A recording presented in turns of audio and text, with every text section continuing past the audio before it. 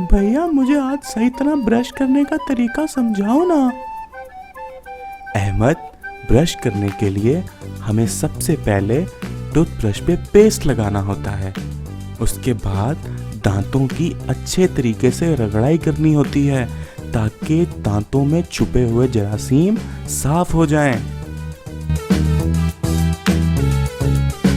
तीसरे और आखिरी मरहले में हमें पानी की कुरुली करनी है और सारा टूथपेस्ट वाला मवाद मुंह से फेंक देना है।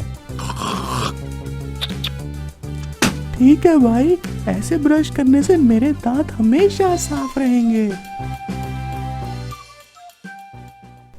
देखा बच्चों, तो सही तरह दांत साफ करने से आपके दांत साफ हो जाते हैं और आपके मुंह से सारे जरासीम मर जाते हैं।